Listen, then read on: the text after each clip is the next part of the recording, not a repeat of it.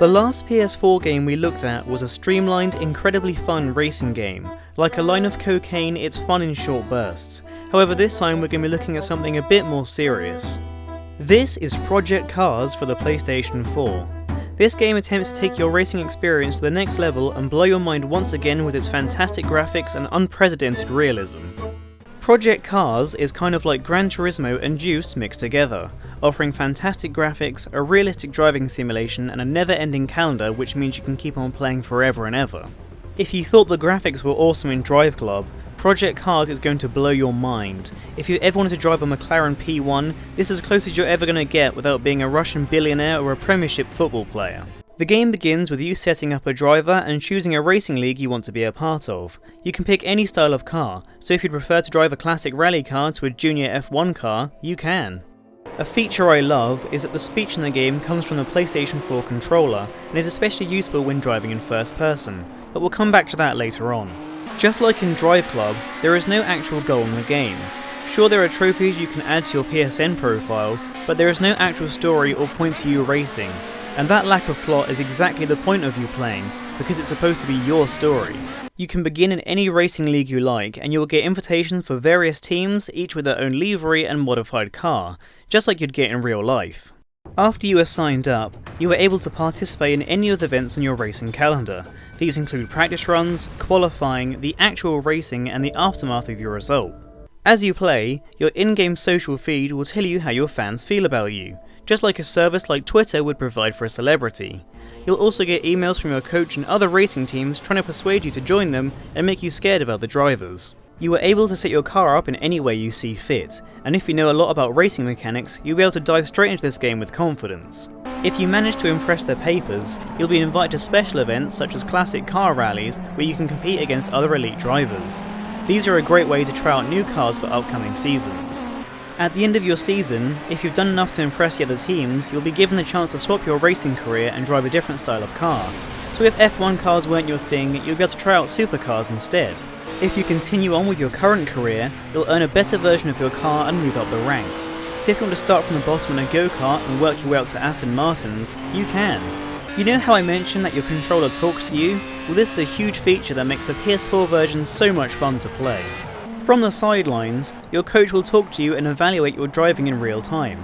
So if you're losing places, he'll guide you on how you should be racing or how to hold your position to help your fellow teammates out. If you are driving in first person, this is a very useful feature as you won't be able to see much of the map or your surroundings very well, so your teammates really will be working with you. I also need to mention that everything is unlocked from the start, meaning you can just pick the game up and play it. The Project Cars website goes out of its way to impress you and push these ideas, and it's certainly worth a look. The gameplay is as realistic as it possibly gets. Every car looks and feels like its real counterpart, and if you thrash your car about, you will crash. All of the cars feel planted to the floor and actually react to every tiny bump in the road. Even though you're not the one driving, you still feel tense when you come quickly into a corner or decide to take on another driver at the wrong moment, and that's one of the reasons why this game is so unique. All of the cars are entirely different specimens and have their own unique driving styles and pros and cons. They even have their own real-time damage models which will affect your performance, so if you lose your spoiler, your downforce really is ruined for the remainder of the race. You might find that you can't drive a certain type of car at all, but you're a master at driving another type. So depending on how you like to play racing games, you can tailor Project Cars exactly how you want to experience it. The graphics are mind-bogglingly good. The tracks look like real life and every car is recreated down to the inch, and if you have a 4K television and a soundbar, the experience only heightens. If you had a racing wheel, gear stick and pedals, you could probably teach yourself to race in real life with this game. It's that detailed. I wasn't sure what to expect when I picked this game up. I thought it would be another run-of-the-mill racing game, but when I first hit the Dubai Raceway and saw how detailed everything was, I was immediately taken back. The controls are unique to each car and each driving surface, and change depending on your individual car setup and conditions. As a whole, I think they're tight and responsive, but certainly require a learning curve to be competitive. The first-person mode changes the game entirely and adds a whole new layer of challenge, and coupled with the direct instructions from your PlayStation 4 controller, the game gives you a totally unique driving experience. The track choices are very good with a whole roster of real-world locations, but the shining star for me was the inclusion of Laguna Seca, or for everyone else, the Mazda Raceway. I'm a huge Gran Turismo fan, and I remember that stage all the way back from Gran Turismo 2 on the original PlayStation. I think it's so cool that it was included here, and upscaled perfectly. As a Gran Turismo fan, it's like a home away from home.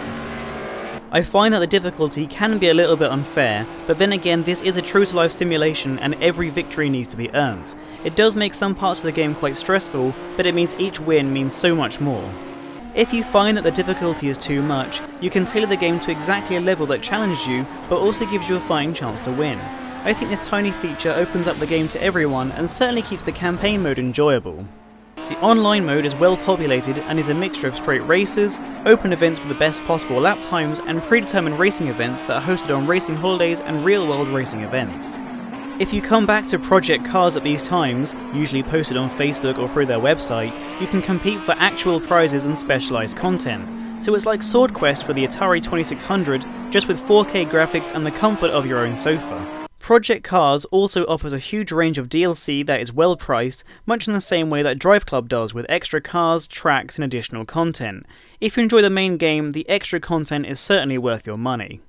So in summary, Project Cars is well priced, has excellent graphics and controls, plenty of hidden surprises, and while it could use a few more cars and a bit of a story, it does what it says in the tin and it's incredibly fun to play if you like serious racing games.